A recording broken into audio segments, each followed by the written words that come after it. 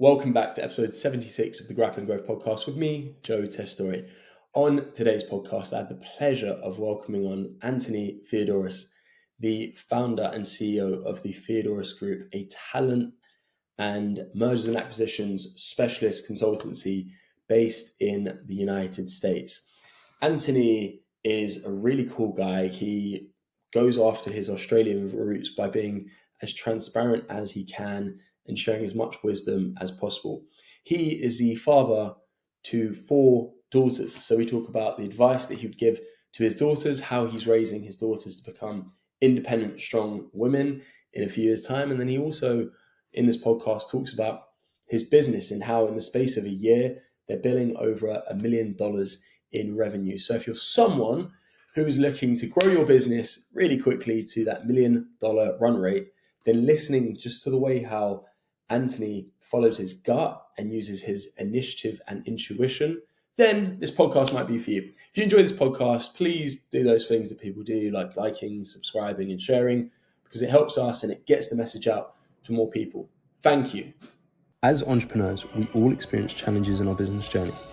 I'm Joe Testori, and the Grappling Growth Podcast is my attempt at documenting my entrepreneurial journey while building my brands. I sit down with fellow entrepreneurs, understanding how they grapple with growth. I hope you find value and enjoy. Anthony, welcome to the show. Hey, Joe. Thank you very much for having me on your show. I appreciate it. You're welcome. Anthony, I'm curious, what does growth look like to you? That's a really great question. I think growth, automatically people think of, financial growth, cash flow, profitability. And yes, those are really good metrics to measure the growth of an organization. I think footprint is something else that's important, especially in the service industry. The more people we can reach, the greater the footprint. And I think also repeat business is another category of growth that I think owners and leadership look for. It's not just a single transaction today that we measure success for, but we want a relationship with our customer. What's their spend with us over the next 10 years? So that would be another indicator of growth to me personally. That's a really good point, because sometimes I'm sure all of us as entrepreneurs, we go into our checking accounts and Stripe accounts, but routinely I'll go into my Stripe account and I'll compare years over years. And then I'll say to myself, whoa, we acquired less clients this year, but we made 25% more than we did the year before, even though we had X amount of clients that came in there. And then for me, the best metric that we look at overall is our lifetime value per client that we work with. How do we extenuate that? How do we improve the service or quality with those clients? Because for me, I find that, and maybe because what we do is boutique, it's a case of I would rather work with 10 clients, and that's where we make our revenue from. There's a bit more risk involved. Work with 20 clients for half the price. Is that the same nature for you, or what's your thoughts? I think when you found a business and you build it from the ground up, you want to be the biggest company on the planet. Of course, we all look at Elon Musk and Tesla and all these huge organizations, and Google and Meta and Facebook. And yeah, we all want to be that size, but that might be a strategic goal. But I think for right now, what we want to do is we have our sandbox, right? And we want to play the best we can in our sandbox. So to your point, Joe, about having 10 clients, we want to service those 10 clients the absolute best that we can. Then we'll worry about bringing on the next 10. And as we start to build, and again, that measure of success is that repeat business, maybe 7 of those stay with us. And we add 10, now we're at 17. We might lose 3 and add 10, now we're at 36, or whatever the math is. So that would be an example of growth as well, to your point. I heard a really good point from some guy before who said, if you literally signed one client every single month and never lost those clients, within 5 years, whatever the maths is on that, 60 That's clients ridiculous. you have there, your business is guaranteed to grow and compound as time goes on. It's statistically impossible to not grow. So I think the other measure of success, if I can add one more to the list, like natural and forced attrition. So people leave in your organization. Because how can you service companies and clients without the people to service them? And if you're constantly having turnover, something's wrong. And I think another measure of growth is less turnover and growing your staff.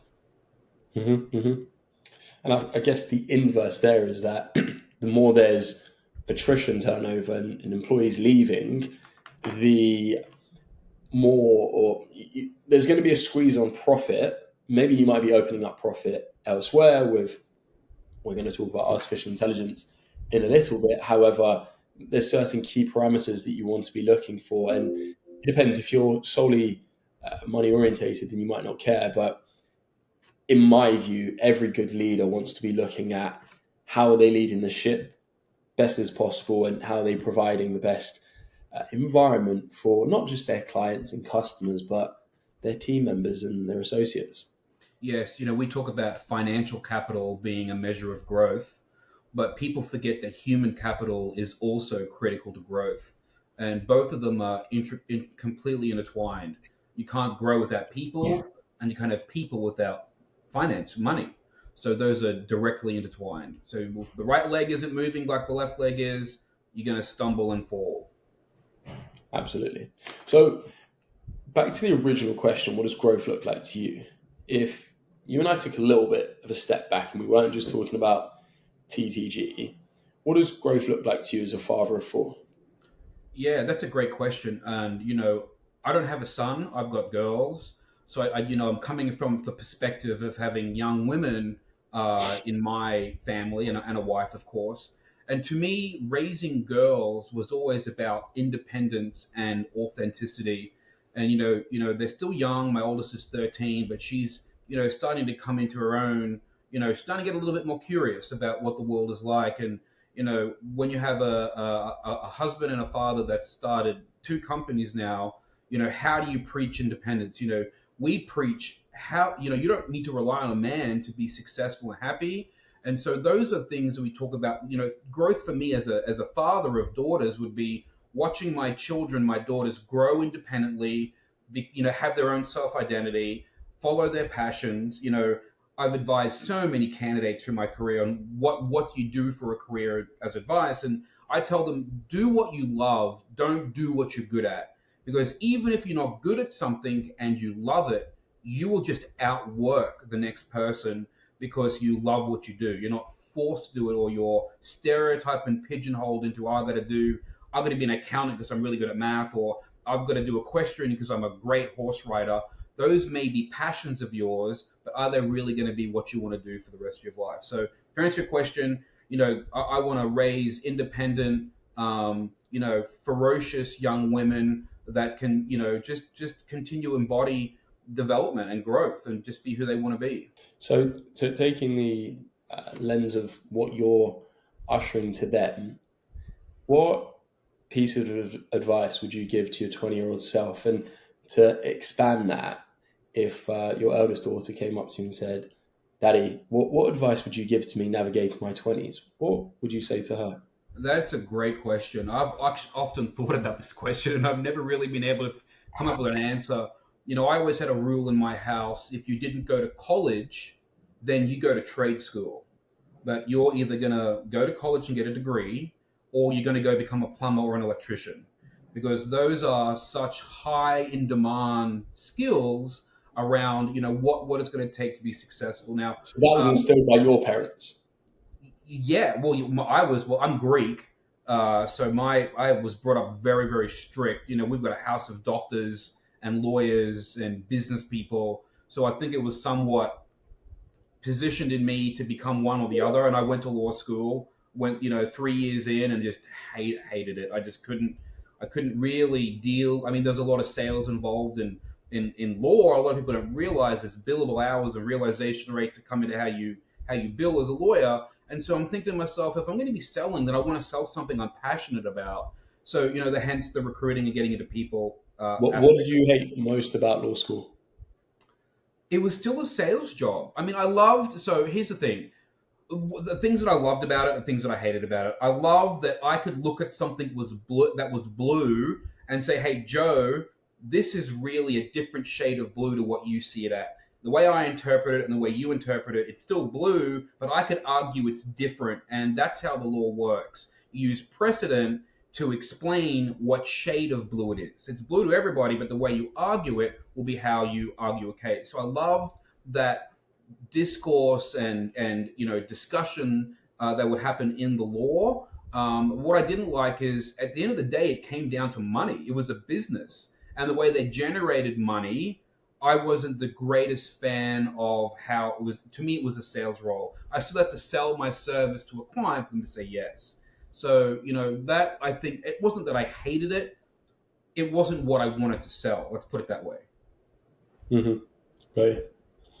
Yeah, I think I've seen this before where you're selling something you're not aligned with or you don't believe in. You can never sell anything Yes, you I don't agree. believe in. And it's massively aligned. If you feel unethical, you don't feel like the values are there, then it doesn't really work. And don't get me wrong, I worked really hard to get into law school. I didn't make so after high school, I didn't make it directly into law. I actually had to go study for a year to get my grades up to where I would be accepted into law school. So I actually worked for another year to get myself to earn a spot in law school, a seat in the law school. So it wasn't that I had just on a whim decided I wanted to be a lawyer. I worked extra hard to get in there, and then to realize it wasn't what I wanted to do. I think it takes a lot of, just understanding of yourself to really make that decision, not just work hard to get into it, but then decide it isn't for you. And that's to your question about my daughters and instructing them later. See, that was something that I was my parents wanted me to do, but I pursued it, but I didn't finish it because I wasn't passionate about it. And that links back to that story about how I want to raise my children too. How did your parents take that?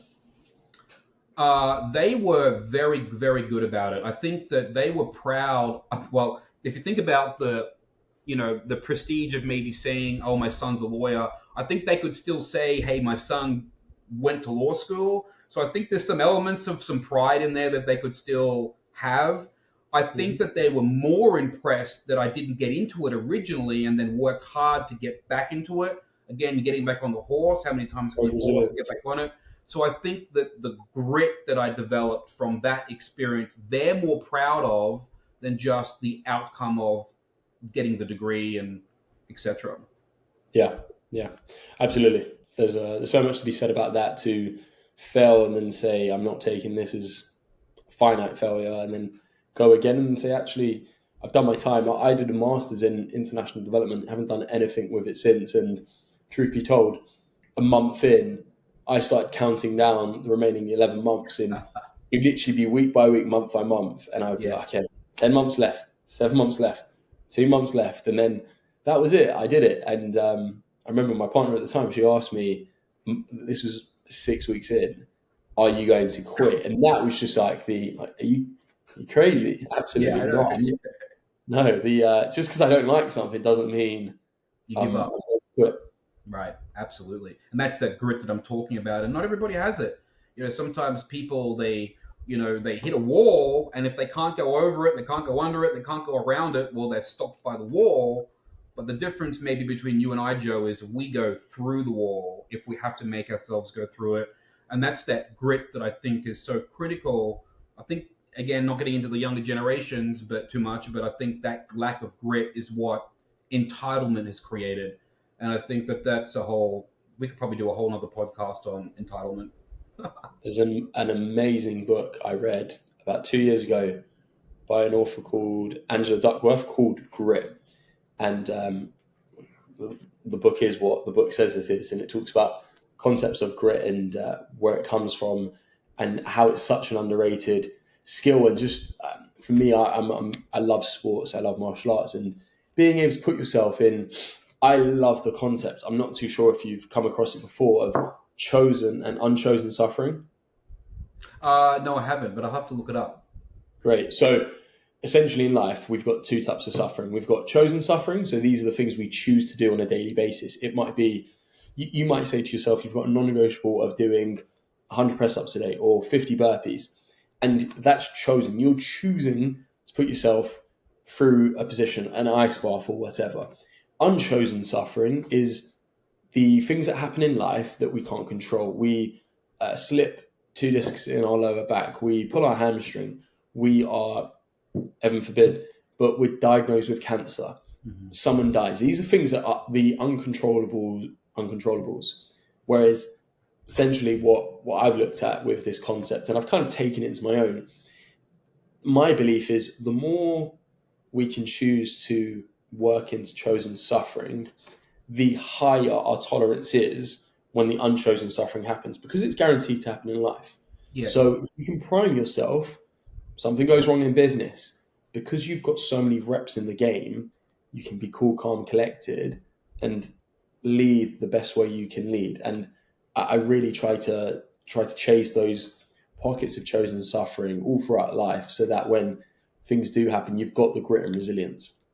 I think you're spot on, and I think preparation is a big key to overcoming what you just talked about. You mentioned martial arts. I'm almost sure it was Mike Tyson that said, everyone has a plan until they get punched in the face. And so, we all want to be the famous boxer. We all want to make $1 million. But until you get either a great competition, someone you're up against trying to win the same deal, or to quote Mike Tyson, everyone's got a plan until they get punched in the face, and it's real. I got a bloody nose. That preparation around, what you can plan for in business is still there. But again, it's that grit for when you can't prepare, of how are you going to handle it? Are you going to sit down and be upset and blame everybody but yourself, or you're going to learn from your mistake and try to see how you can overcome that the next time it presents itself?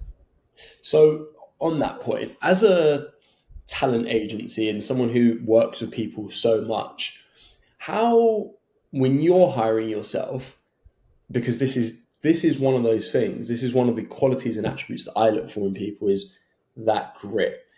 Do you have a framework, or do you follow your gut? Do you use analytics and numbers to look for the right qualities in people? How do you dissect that? Yeah, that's a really, really good question. I think for me, I've always been a recruiter that recruited by their gut. There was always something about that I could read into somebody that helped me understand if they were either going to be a fit for me, or if they're going to be a fit for my client or for the organization. And so I think it's really important that we, continue to recruit to what, those core competencies look like. We also have core values in our business that we recruit everything, our internal people are hired to. And those are excellence, integrity, innovation, collaboration, and empowerment. And so those key metrics form our culture. And if we don't have a culture fit, then we're not going to hire that person. So I think it's a mixture of skill set. We have two business lines that are very specialized skills in HR consulting and mergers and acquisitions. And I am not that skill set. That is not my background. I'm a recruiter, and I'm a sales guy. I like to think I'm a salesperson, and I'm all about client service. So when I'm building out these two divisions for the business, it was very clear to me that I needed to hire people that had skill sets that I did not have, recognize that I don't have those skills, even though I have the big title, and then hire the people and then get out of their way. That's probably the biggest lesson I've learned in the last 12 months, was being comfortable not being the smartest person or the biggest producer in the room. When I transitioned from being the biggest producer in the room, now a measure of success for me wasn't my success, it was the success of the company. And so that mindset change was a big change for me as well. But to answer your question, we have core values, which we hire to, which I just mentioned. And we also, in our service lines to our clients, we echo those core values to our clients. When did that mindset change happen? That's a great question. My business partner has a very, very, very successful consulting firm, top 100 in the nation. And I think that I was very in the US, and I was very fortunate to be able to leverage a lot of his entrepreneurial skills. Mm-hmm. And I think one of the biggest things he ever told me was, don't be afraid to fail, because unless you've failed, unless you've experienced failure, you'll never grow. It's always a worry when you talk to a big producer and they've never failed because they've been at the top of the ladder the entire time. But until you get knocked down a couple of runs on the ladder, you don't really grow and learn. So mm-hmm. I think that to answer your question about mindset change, when I started to hire people, when it wasn't just me winning business in the company, and when I started to win clients and I realized I didn't have the time to service them now because I was being pulled in all these different directions, now I need to hand these clients to my staff and be comfortable and trust that they're going to service them like I do. but also let them be in the spotlight instead of it being me in the spotlight. It was that, I think, probably about 6 or 7 employees in size in the business to probably maybe 4 to 5 months into running the company, I started to realize, okay, it's not about me anymore. It's about my staff and letting them shine. So to answer your question, I would say 5 to 6 months into the business, that was how long it took for me to change my mindset around individual production. And there's so much literature that I've read around what you've spoken about there, and being able to progress along our business journeys, moving from a business to a company, and then being comfortable enough to delegate to someone else, and understanding. I was going to tell you one more trigger I just thought of as well. Sorry to interrupt you, Joe. No, go for it.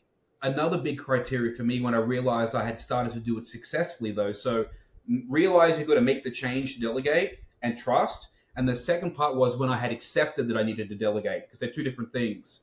I had a client that rang me and said, Anthony, I only want you to work on this role. And I said to the client, I'm sorry, I don't do business like that anymore. I have a team in place, and I have full trust and faith in my team to give you either equal or greater service than I would have as your individual recruiter. So I said, if you want to do business with us, we would love to work with your business, but you have to trust my president of search consulting and their team. And then they went and filled the role and had a great experience. But that was an example where we even said, we're going to not say no to the order, because of course we want the business, but if you want to do business with us, you've got to trust me enough to trust my team. That was also a big defining point in that mindset change. Well, you go to McDonald's and you've got 16-year-olds serving you up burgers and French fries. You don't have the execs who have degrees and masters from Harvard and Stanford and Yale and all of those places serving up the food. They probably don't know how to actually make the food, but they're there and they've got the processes dialed down. They've got the manual so that when a 16-year-old kid comes in, within 3 to 6 months, if they have a good basic competence, they then are able to manage the store, manage the floor, however they put it. And I think that's where you look at a competent, smart business. And I think this has personally been a struggle for me. It's trying to get off the tools. And I've had those periods where you're there, and it's beautiful. It's like you stand back and you're watching this symphony from a choir, just in tune. You're thinking, wow, that's something that I had the vision to create. And now you've got everyone just with the right instruments at the same time. It's the band. So a measure of success, we've talked about success a lot in this podcast. How I realized I had somewhat achieved what I was trying to achieve. Obviously we delegate a significant amount. Two of our core values are empowerment and collaboration, which is to the point of delegating and trusting. We've grown to over 60 open recs right now in about a year or so's time, more than $1 million in work in progress in our search team. And I've probably generated maybe 3 of those orders, right? So that's all power to the search team and the power of trusting that I'm sitting and watching the search team grow. And guess what?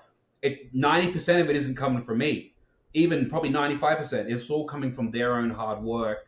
And so I think when you have been a producer, and it's hard for you to take your hand off the pulse, but then you take those steps and you step back and let the team be successful, and then you watch them be successful, it's affirmation to you've got the right people in the right seats.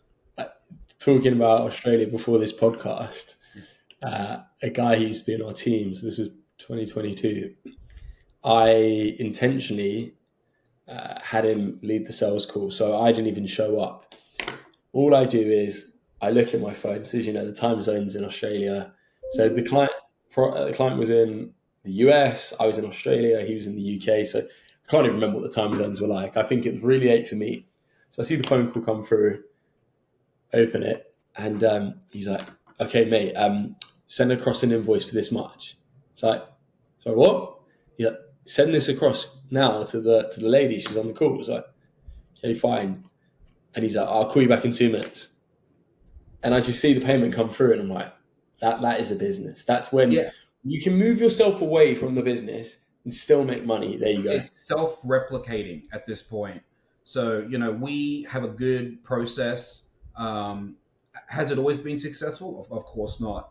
But I think as an owner, and then even if you have an owner and you are also a producer, and I always make the joke that our recruiting team has the short end of the stick with me because I'm not an HR consultant, I'm not HR, and I'm not an M&A person.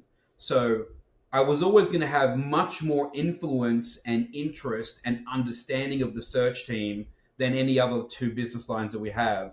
So they always got the AT effect because I was a recruiter for so long. And so, to watch them now develop the way they have and watch it be self-replicating to your point, where you use the example of an invoice and money coming through that wasn't just what you brought in, that's the whole point. That's the success story.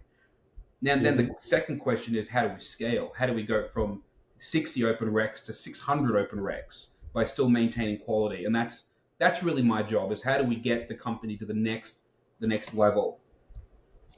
So talking about the next level there and piecing this into the overall theme of this podcast, which we haven't even touched, and we're 25 minutes in now, artificial intelligence.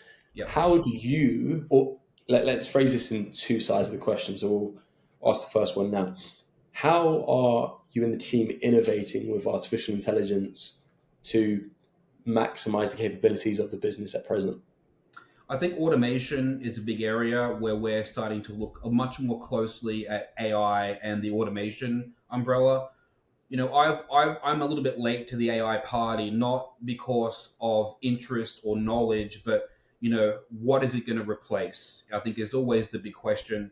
To me, AI and automation is a tool at our disposal, but it doesn't replace the action itself. And I did a little post on LinkedIn this morning, US time, Central time, about critical thinking. We did a poll. We do a weekly poll. You saw the poll where it talks about critical thinking. And, AI, and another good example, critical thinking and spell check, right? My wife, I don't know her cell number off by heart. I've been married to her for 12 years in September because I've never needed to type it because I have a shortcut. Hit the button and it rings her. I never needed to type it in. It's the same with spell check. I don't have to think how to spell onomatopoeia anymore because I can type in ON whatever the spellings are. I don't even know how to spell it now, and it'll autocorrect. It would autocorrect. So I don't need to learn the word. And it's the same with AI and critical thinking. Like I had a staff member yesterday. We made a funny joke. I said, "Can you rewrite this? Here's my data dump." And she's like, "I'll just chuck it in ChatGTP." And I'm like, "Well, hang on. I've written this thing myself. I've never used ChatGTP once in my life. There's no critical thinking behind having to use ChatGTP. So it's going to slowly start to remove the skill set like spelling or remembering your wife's cell phone number because we've got these tools and now do it for you. So I think that there's a space for it, but I don't think it'll ever replace the critical thinking behind messaging. And I've got staff that write whole emails using ChatGTP, and I'll sit there and I'll physically write one because in my opinion, no one could write it like I write it. Even ChatGTP won't spit it out the same way, but it's about efficiencies for them as well. So that's that balance of critical thinking, efficiency, automation, and AI.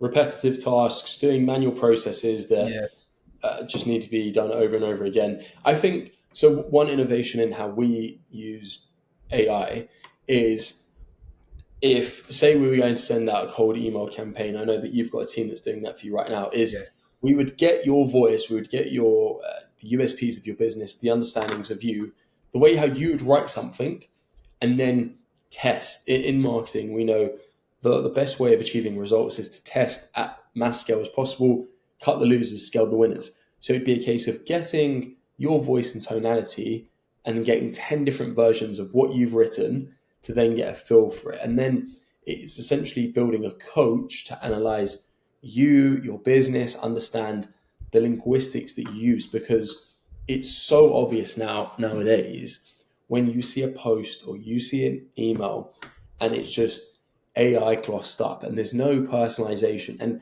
you can spot the guys who turn around and they actually write their posts, because there's just so much authenticity and character to what they're doing. And AI will be able to paint pieces of art, but there'll never be another Picasso. Can I give you one more example of what you just talked about?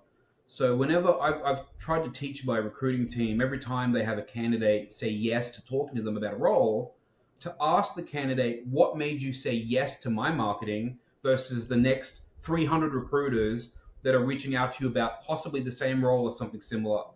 And in my responses, when I've asked my potential candidates, why did you respond to me? They said, Anthony, because there was enough information in your marketing for it to show me that you were a real person and it was a real job. Okay. And the difference between getting 2 or 3 extra candidates a month saying yes to you could be $60,000, $70,000, $80,000 a month in revenue just with one recruiter. So times it by 10, that's a significant amount of revenue just by understanding that your marketing was written by a real person and not by what they would describe as a bot. So, and I think that, yes, maybe I think there's a lot of analytical tools from AI that I think are going to be very successful. But again, it's not going to take away the fact that human resource, which is the industry we're in, has the word human in it. And I've said it 100 times. It doesn't have human AI resources. It is human resources. So I think as long as we can strike a balance between emerging tools and what we do, like obviously we're not driving around in a horse-drawn cart anymore, and I'm pretty sure Wells Fargo thought that was going to be a horse-drawn cart for the rest of their life. But if they stayed horse-drawn cart and didn't embrace the motor vehicle and the internal combustion engine, well, we wouldn't have cars and we wouldn't have changed. So I think technology will continue to evolve. It's just a matter of how do we use the tool? How does it not replace what we already have? Mm-hmm. So taking a bit of a detour and talking about the theme of grit and resilience, in your adult life career, what was if you can share, what was and I know the business is a year old, the moment in business in your career where your back was up against the wall the most and you showed resilience and grit that you're proud of from reflection? What a great question. Let me think about that for a minute. Grit and hard work can be a double-edged sword. So I can sit at my computer for 14 hours a day, 6 days a week, and it doesn't feel like a job because you love what you do. And it took my wife to come to me and say, you're working too much, for me to realize that I needed to dial it down a little bit. So I had too much grit and determination because, if anything was ever going to fail, I think every founder in any startup is like, I don't want my business to fail. We want to be successful. So if anything was ever going to fail, in my mind, it wasn't going to be due to lack of grit or due to me putting in the hours to become successful. So now that we've grown so much, it was almost recognizing that we had a lot of grit and how do we start to delegate and dial it down a little bit and let other employees shine as well. So I think only being a year old, we're lucky to not have really been up against the wall just yet. But I can tell you that there's been many times in my career where I've just said to myself, I've got to outwork this particular competitor. I've just got to fill this job. I remember one time I took an order from a client, and it was not a big fee, maybe 10 grand, right? I mean, I was placing 40, 50, 60, $70,000 roles each were the average fees. And so, it wasn't, and the client even said to me, Anthony, this is probably a really small fee for you, but we really need the help. So I filled the role because it was the right thing to do, and I have a lot of grit, and I don't like to not be successful. I have that drive. And then they turned around and gave me a CFO role 2 weeks later and said, well, here's the big fish. And it was a $75,000 fee. So, the question is, would I have got that $75,000 deal if I didn't go down the ladder a little bit and fill the lower level role, but it was more important to the client at that particular time? So, I'm not really sure yet what that looks like. I just know that I will outwork any situation that I'm in. There's no such thing about, to me, there's no such thing about a roadblock. It's about how do we strategize to get around it? I'm a half glass full guy. I'm not complaining about where the other half of my drink. I'm thankful for the fact that I have half a drink. So that has always been my ethos in terms of the business and my own personal life as well. Powerful. I appreciate you, Anthony.